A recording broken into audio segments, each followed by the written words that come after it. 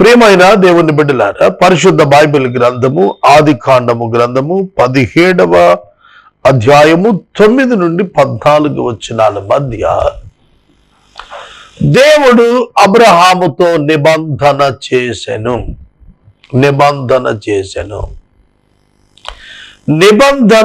నిబంధన గురుతు రెండు పదాలు మీరు విడివిడిగా గుర్తుపెట్టుకోవాలి. నీకును నాకును నీ సంతతికిని నా సంతతికిని మధ్య గాయకొనవలసిన నిబంధన ఏమిటి అనగా, దేవునికిని అబ్రహామునకును, అబ్రహామునకును దేవునికిని, దేవునికిని అబ్రహాము సంతానమునకును, సంతానమునకును అబ్రహాము యొక్క తరముల వారందరికీ మధ్యన ఒక అగ్రిమెంట్, నిబంధన, covenant. Covenant is nothing but an agreement. ఒక ఒప్పందం ఉండాలి. నేను చెప్పినది మీరు దాటకూడదు, మీరు చెప్పినది నేను దాటకూడదు. That is the covenant.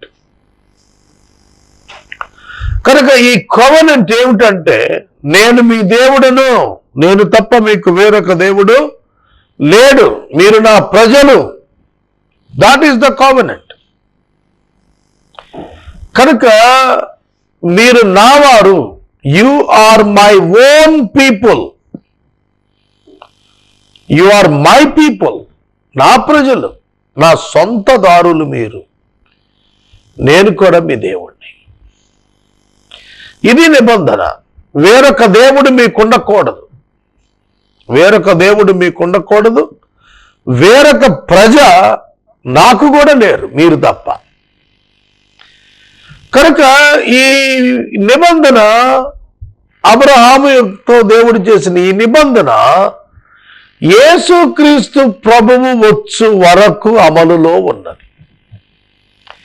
దీనిని పాత నిబంధనగా మనం గుర్తెరుగుతాము. మోషే దానిని సీనాయి పర్వతం మీద 10 ఆజ్ఞలను పొంది తీసుకుని వచ్చాడు. అందులో మొట్టమొదటి ఆజ్ఞ, నేనే దేవుడును, నేను తప్ప వేరొక దేవుడు మీకు ఉండకూడదు,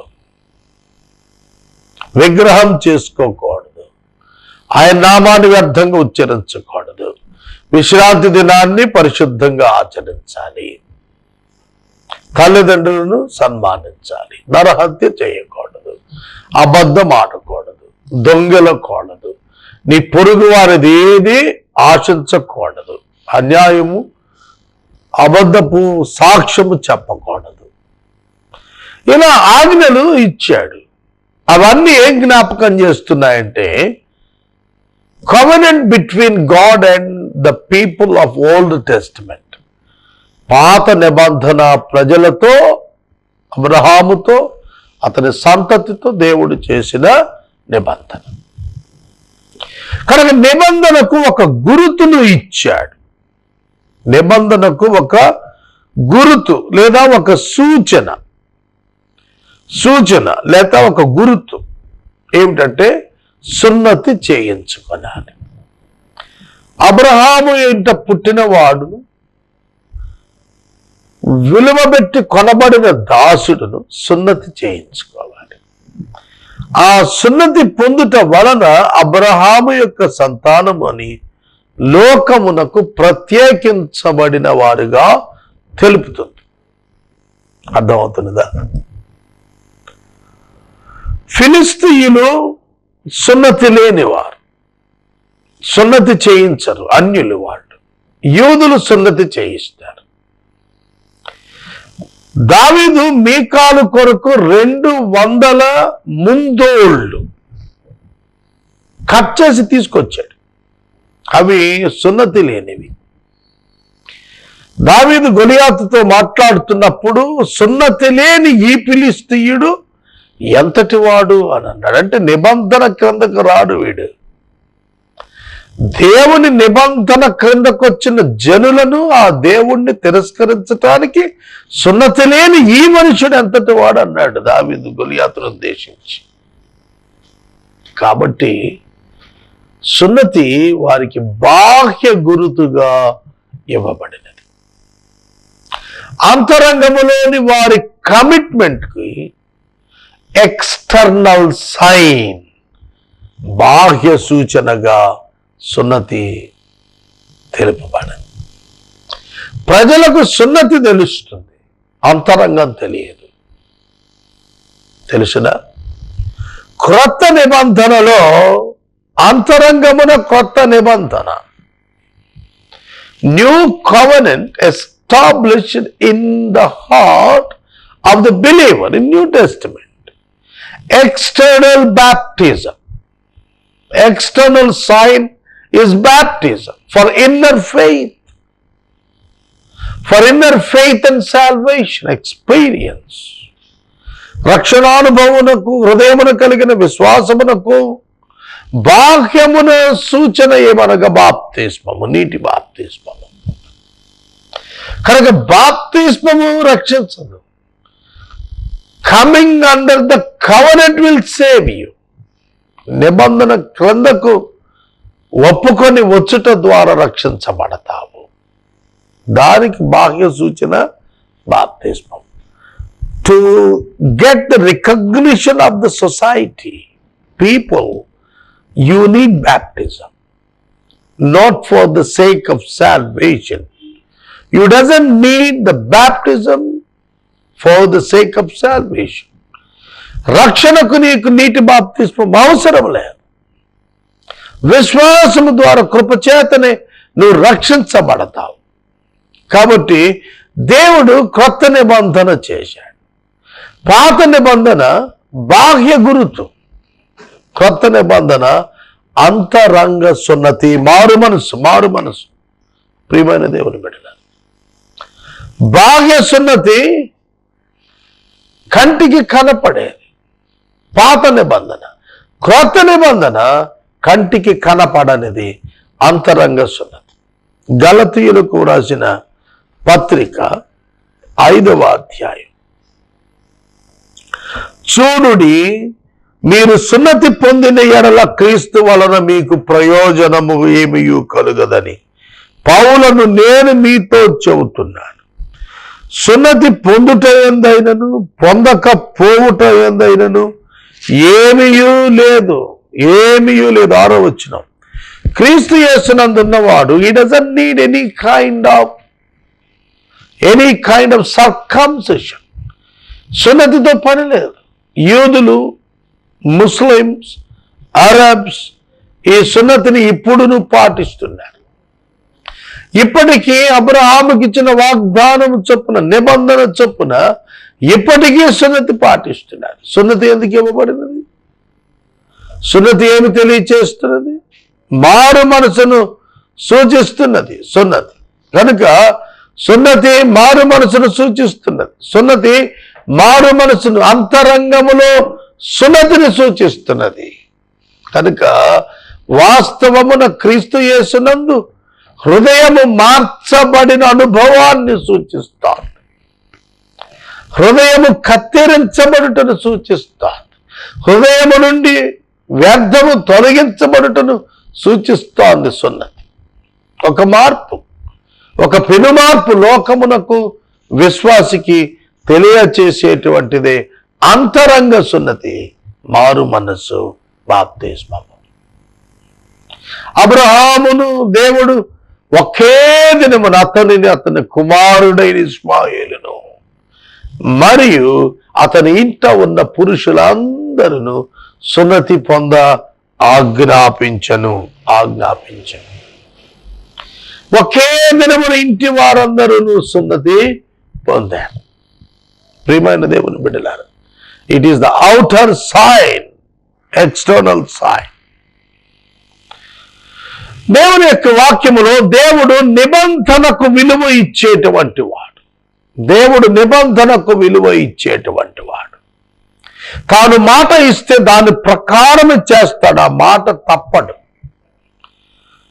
మనకు నోవహు కాలములో దేవుడు నోవహుతో ఒక నిబంధన, జలప్రళయం అనంతరము వారు నేల మీదకి వచ్చినాక చేశాడు.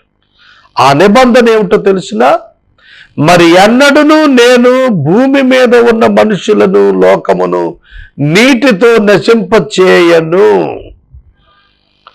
దానికి గుర్తుగా వర్ష ధనస్సును ఆకాశములో ఉంచాడు.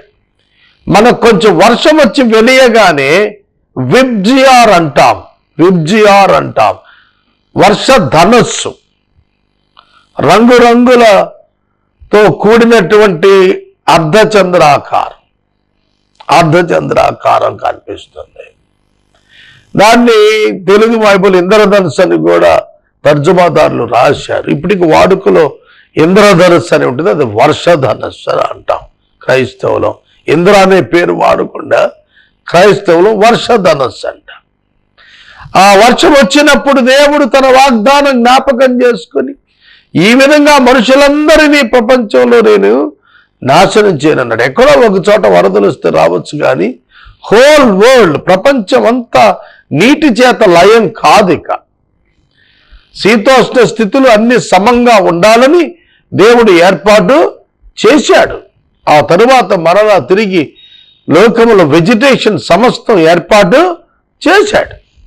సోదరుడా, సోదరి, ఆనాడు నోవహుకి ఇచ్చిన మాట ఇప్పటికీ పాటిస్తున్నాడు దేవుడు. ఇప్పటికీ వర్షం వచ్చినప్పుడు ఒక వర్ష ధనస్సు అందులో పడేస్తాడు. అది జ్ఞాపకం చేస్తుంది ఏమిటంటే, ఇక దేవుడు మనుషులను వర్షం చేత సంపూర్ణ సమూల నాశనం చేయపూనుకోడనేటువంటిది నిబంధన. గురుతు విబ్జిఆర్, గురుతు ధనస్సు. అలాగే ఇక్కడ మారు మనస్సు నిబంధన, మాట నిబంధన, ప్రమాణము నిబంధన. అయితే గోప్యాంగ చర్మ కత్తిరింపున్నదే అది గురుతు, అది నిబంధనకు గురుతు. సోదరుడా, సోదరి, దేవుడు నిబంధనకు విలువ ఇస్తాడు. ఆ నిబంధనలో క్రీస్తు నందు నిన్ను స్వీకరించాడు, నీ పోషణ తీసుకున్నాడు. నీ జీవితం యొక్క సకల సమస్త విషయాలు ఆయన తన స్వాధీనంలోకి తీసుకొని ఆయన తన చిత్తం చొప్పున నీ లైఫ్ నడిపిస్తూ ఉంటాడు. కాబట్టి you are a special one to God, unique one to God. నువ్వు దేవునికి అపురూపమైన వాడు, అమూల్యమైన వాడు. కాబట్టి ప్రభువుతో నువ్వు ఉండటం కొరకు దేవుడు నిన్ను ఎన్నిక చేసుకున్నాడు. ఇది లోకంలో ఎవరికి లేని భాగ్యం నీకు దక్కింది. క్రొత్త నిబంధన క్రింద కంటిన్యూ అవ్వు. పాత నిబంధన ప్రకారం సున్నతి పొందుటైనా లేదు, పొందకపోయినా లేదు. మారు మనసు ముఖ్యము, పాప క్షమాపణ ముఖ్యము, రక్షణానుభవం ముఖ్యము, భక్తి భయము ముఖ్యము, భయము భక్తి ముఖ్యము. ఈ సమయంలో వాక్యం వింటున్న ప్రతి ఒక్కరికి నేను మనవి చేస్తున్నాను, క్రీస్తు యొక్క నూతన నిబంధన క్రిందకు రా. పాత నిబంధన మోషే భక్తుడు కోడల యొక్క రక్తము చేత ప్రత్యక్ష గుడారములో ఆ రక్తం చెమర్చుట చేత స్థిరపరిచాడు. క్రొత్త నిబంధన యేసు తన స్వరక్తము చేత స్థిరపరిచాడు. యేసు శరీరము విరువబడింది, నలుగగొట్టబడింది. ఆయన ఎముకలలో ఒకటి కూడా విరగకుండా దేవుడు శ్రద్ధ తీసుకున్నాడు. పస్కా బలిపశువు యొక్క ప్రత్యేకత అదే. యేసు ఈ లోకానికి ఒక నూతనమైనటువంటి నిబంధన ఇవ్వటానికి వచ్చాడు. A new testament, a new testament. Salvation is through the faith and by the grace. ఇది కొత్త నిబంధన. విశ్వాసము ద్వారా కృపా చేతనే మీరు రక్షించబడ్డారు. This is the gospel. కనుక దీనిని లోకములో తీసుకుని వెళ్ళుటకు దేవుడు మనకు అవకాశం ఇచ్చాడు. దానిని మనం సద్వినియోగము చేసుకునవలెను. క్రొత్త నిబంధన యేసుక్రీస్తు ప్రభువు వారు స్వరక్తముతో చేసినటువంటిది. పాత నిబంధన మోషే కోడెల రక్తంతో చేసినటువంటిది. తాను అప్పగించబడిన రాత్రి ఆయన పస్కా విందు మేడగదిలో ఆచరించాడు. ఆయన పస్కా విందు ఆచరించినటువంటి మేడగది మేము దర్శించాం, అక్కడ ప్రార్థించాం. ఆ గదిలో యేసు భోజన బల్లపై కూర్చున్నప్పుడు ఆ పస్కా విందులో ఆయన మాటలు విచిత్రమైనవిగా కనిపిస్తాయి. కొరింథీ పత్రిక, మొదటి పత్రిక, కొరింథీయులకు పౌలు గారు రాసిన మొదటి పత్రిక 11వ అధ్యాయం 23వ వచనం. నేను మీకు అప్పగించిన దానిని ప్రభువు వలన పొందితిని. ప్రభువైన యేసు తాను అప్పగింపబడిన రాత్రి ఒక రొట్టెను పట్టుకొని ఎత్తుకొని కృతజ్ఞతాస్తుతులు చెల్లించి దాన్ని విరిచి, ఇది మీ కొరకైన నా శరీరము, దీనిని జ్ఞాపకము చేసుకున్నట్టుకై దీనిని చేయడని చెప్పాను.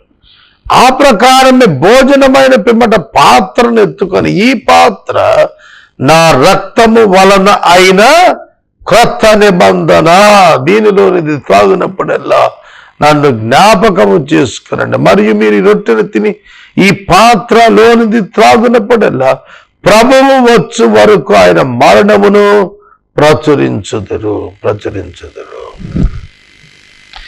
కనుక ఇది నా రక్తము వలన అయిన క్రొత్త నిబంధన గుర్తు. హెబ్రీ పత్రిక 10వ అధ్యాయంలో పరిశుద్ధుడైనటువంటి పౌలు గారు చాలా తేటగా వ్రాయించినటువంటి మాటలు మనకు కనిపిస్తాయి. హెబ్రీ గ్రంథకర్త చెబుతున్నాడు, నిబంధనను గురించి మాట్లాడుతూ 10వ అధ్యాయంలో, అలాగున బలులట ఏటేటా అర్పించబడుచున్నందున సంపూర్ణ సిద్ధిని కలుగ చేయలేకపోతున్నాయట. అయితే క్రీస్తు అయితే తన శరీరమును తెర చిరుగుట ద్వారా ఒక నూతన మార్గమును, సరి అయిన మార్గమును తన రక్తము వలన పరిశుద్ధ స్థలమున ప్రవేశించుట ద్వారా దేవుని చేరుటకు మనకు ధైర్యమును అనుగ్రహించి ఉన్నాడు అని రాసింది. కనుక యేసుక్రీస్తు ప్రభువు శరీరము అను తెర చిరుగుట ద్వారా మార్గము, ఆయన రక్తము చిందించబడుట ద్వారా మన పాపములకు క్షమాపణ దొరుకునట్లు దేవుడు చేశాడు. సోదరుడా, సోదరి, ప్రభువు మానవ పాప క్షమాపణ నిమిత్తము తన రక్తాన్ని చిందించారు. ఆ చిందించబడిన రక్తము నిబంధన రక్తమైంది. కనుక క్రీస్తు యేసు నందు ఉన్న వానికి ఏ శిక్ష విధి లేదు అని చెప్పి వాక్యము సెలవిస్తాను. సోదరుడా, సోదరి, వాక్యము సెలవిస్తాను.